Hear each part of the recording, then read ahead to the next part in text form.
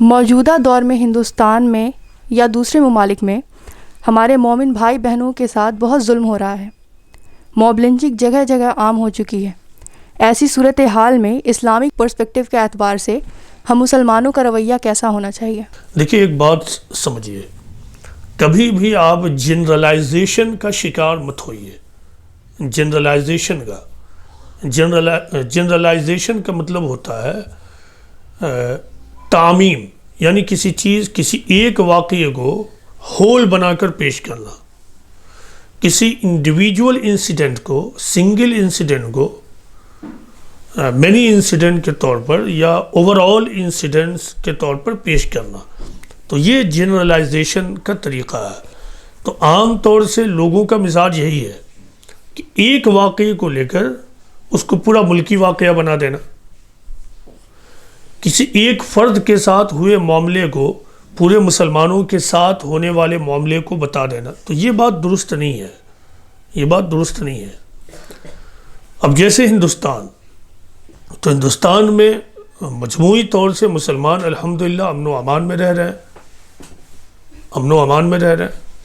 اب جو ایک دو تین واقعات ہیں انہیں دانش مندی سے فیس کرنے کی ضرورت ہے. اس میں پہلا اسلامی تعلیم جو تمام مسلمانوں کو فالو کرنا چاہیے وہ یہ ہے کہ اپنے آپ کو ریئیکشن سے بچائیں، اپنے آپ کو ریئیکشن سے بچائیں.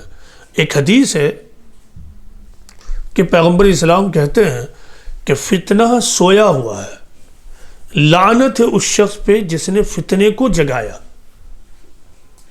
اس کا کیا مطلب ہے؟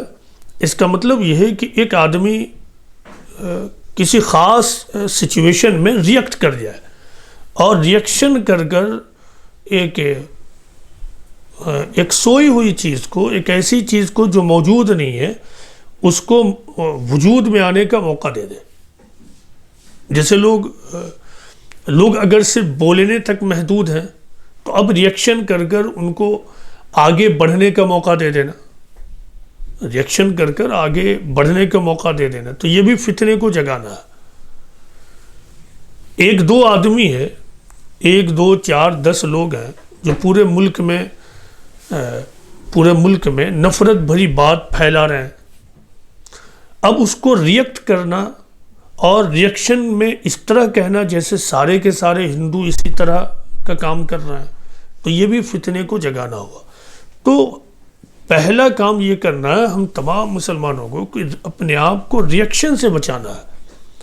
دیکھیے پیغمبر اسلام اور آپ کے ساتھی جسے ہم صحابہ کہتے ہیں، ان لوگوں کو جتنے سخت حالات کو فیس کرنا پڑا، اس کا 1% بھی ہندوستان میں اگر ہوتا تو ہم کچھ کہہ سکتے ہیں. آپ مکہ کے حالات کو جا کر پڑھ لیجئے، آپ مکہ کے حالات کو جا کر پڑھ لیجئے. 1 2 3 دن نہیں، 3 سال تک پروفٹ محمد، آپ کی فیملی اور جو لوگ آپ کے ساتھی ہوئے تھے ان کو پہاڑوں میں، وادیوں میں رہنا پڑا اور پتے کھا کر زندگی گزارنی پڑی.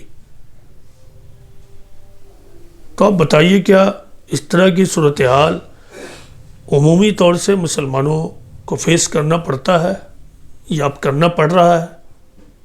جی نہیں ہے. تو پہلا کام ہے فتنے کو جگانے سے بچنا. دوسرا کام ہے صبر کا طریقہ اختیار کرنا. صبر کا مطلب کیا ہے؟ صبر کا مطلب ہے کہ آدمی اپنے آپ کو عجلت سے اور ریئیکشنری ایٹیٹیوڈ سے بچائے.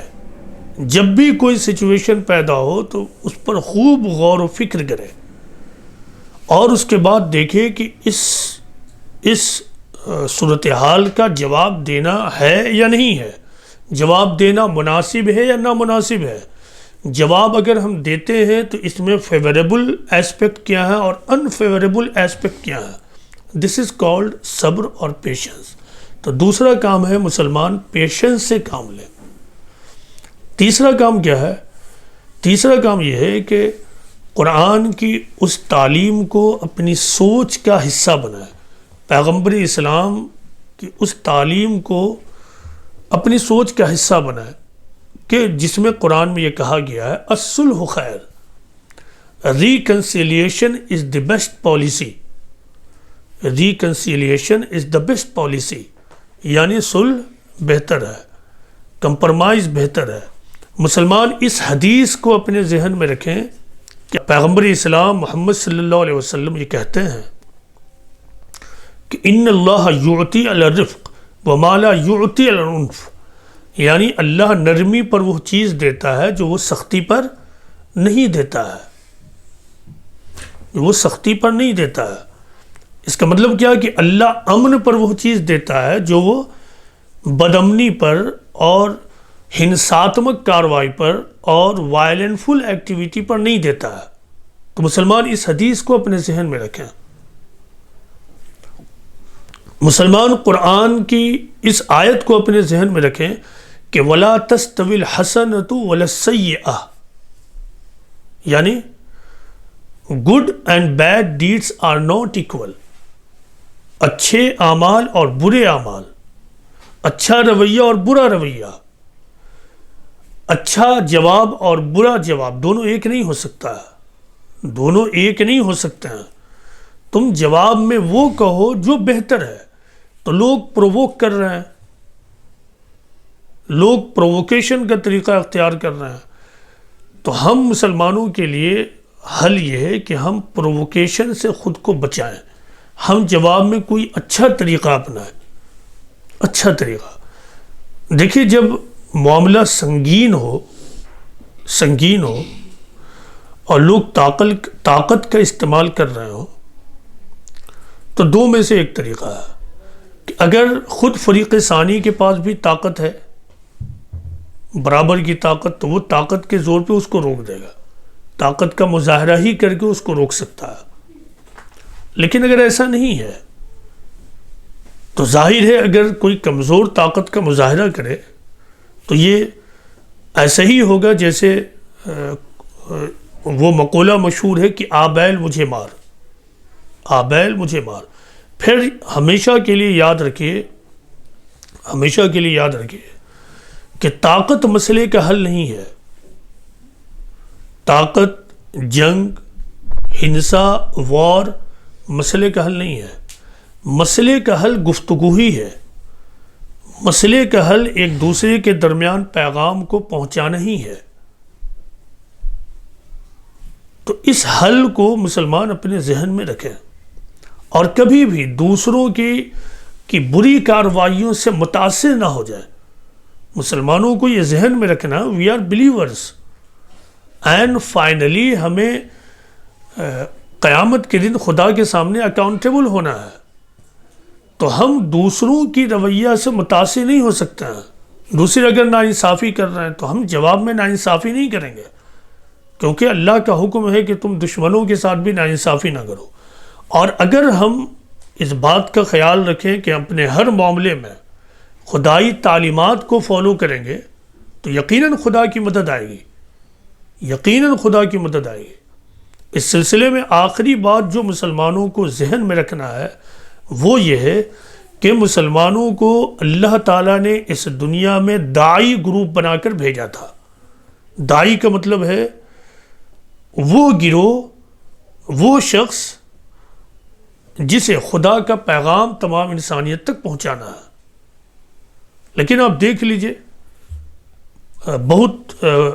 بہت اینسینٹ پیریڈ میں نہیں جانا ہے, بہت پہلے نہیں جانا, اگر بہت ماضی میں نہ بھی جائیں تو آپ 1 صدی کی تاریخ اٹھا کر دیکھ لیجئے کہ مسلمانوں نے اجتماعی طور سے دعوت کے کام ہی کو نہیں کیا ہے. اجتماعی طور سے یعنی کلیکٹیولی دعوت کا کام ہی نہیں کیا ہے.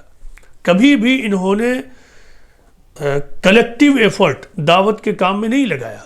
دعوت کا مطلب ہوتا ہے غیر مسلم اقوام تک, نان مسلم کمیونٹیز تک خدا کے پیغام کو پہنچانا. تو یہ مسلمانوں نے کیا ہی نہیں ہے. یہ سب سے اہم ترین کام ہے جو مسلمانوں کو پہلے مرحلے میں اپنی زندگی کا حصہ بنانا. دعوت کا مطلب کنورژن نہیں ہے کہ مسلمان اٹھیں اور دوسروں کو کنورٹ کرائیں, نہیں. دعوت کا سرے سے کنورژن سے کوئی تعلق نہیں ہے. اور جبری کنورژن کی تو بات ہی نہیں ہو سکتی ہے.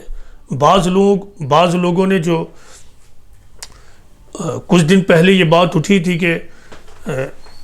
کہ جبری کنورٹ کراتے ہیں، تو اسلام میں جبری کنورژن کا کوئی رول نہیں ہے، اور اسلام میں جبری کنورژن کی کوئی اہمیت ہی نہیں. بالفرض اگر کوئی جبری کنورژن کرواتا ہے تو اسلام میں اس کی کوئی اہمیت نہیں ہے.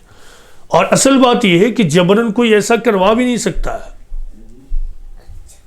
چونکہ یہ سارا کا سارا معاملہ سوچ کا ہے. تو کیا کوئی طاقت کے بل پر کسی کو اپنی آئیڈیالوجی منوا سکتا ہے؟ تو بہرحال دعوت کا مطلب کیا؟ پہنچانا، غیر مسلموں تک پہنچانا. تو مسلمان یہ کام ہی نہیں کر رہے ہیں، مسلمانوں کو یہ کام کرنا. دیکھیے ہمیشہ یاد رکھیے کہ آدمی اپنی ریسپانسبلٹی سے پہچانا جاتا ہے، اور جس آدمی کی جو ریسپانسبلٹی ہوگی، جس گروہ کی جو ریسپانسبلٹی ہوگی، اس کے اوپر احکام بھی ویسے ہی لگتے ہیں، اس کے اوپر لاز بھی اسی طرح امپوز ہوں گے. جیسے کسی معاملے میں جس طرح پولیس ریسپانسبل ہوں گے اس طرح سویلین ریسپانسبل نہیں ہو سکتا. جیسے آپ کے علاقے میں کوئی ہنگامی صورتحال ہو جائے اور پھر اس میں پولیس ریسپانسبل قرار ہو، پولیس کی گرفت ہو جائے کہ آپ نے صحیح ڈھنگ سے معاملے کو دیکھا نہیں، تو چونکہ اس کام کے لیے وہ پہلے ہی سے ریسپانسبل تھے تو لا کا امپوزیشن انہی پہ پہلے ہوگا. ٹھیک یہی معاملہ مسلمانوں کا ہے کہ مسلمان خود اپنے عقیدے کی طرف سے اور خدا کے حکموں کے مطابق اس دنیا میں داعی بنا کر بھیجے گئے ہیں، یعنی تمام انسانیت کو خدا کا پیغام پہنچانے والے. مسلمان اس دنیا میں خیر امت کے پوٹینشیل ٹائٹل کے ساتھ بھیجے گئے ہیں. میں نے کہا پوٹینشیل ٹائٹل، یعنی ایسا نہیں کہ مسلمان پیدائشی طور پر خیر امت ہے، نہیں. مسلمانوں کے پاس یہ امکان موجود ہے کہ وہ تمام انسانیت کے درمیان خیر کا کام کر کر اللہ کے نزدیک خیر امت بن جائیں. تو یہ قرآنی حکم ہے یہ کام کرنا. جب یہ کام مسلمان کلیکٹیولی کرنے لگیں گے، یا کم از کم مسلمانوں کی ایک بڑی تعداد اس کام میں لگ جائے، چاہے پوری طرح یا جو 100% لگ جانا جس کو کہتے ہیں، اگر وہ نہ ہو تو وقت دے، وہ نہ ہو تو دولت دے، یعنی جو جس طرح لگ سکتا ہے وہ پوری طرح لگ جائے. لیکن مسلمان تو دوسرے کام میں لگے ہوئے ہیں. تو جب دوسرے کام میں لگیں گے تو قرآن اس معاملے میں بہت زیادہ کلیئر ہے کہ اللہ کی نصرت ان کے ساتھ نہیں ہوگی، اللہ کی نصرت ان کے ساتھ نہیں ہوگی. تو کسی بھی صورتحال میں مسلمانوں کو ان باتوں کو اپنے ذہن میں رکھنا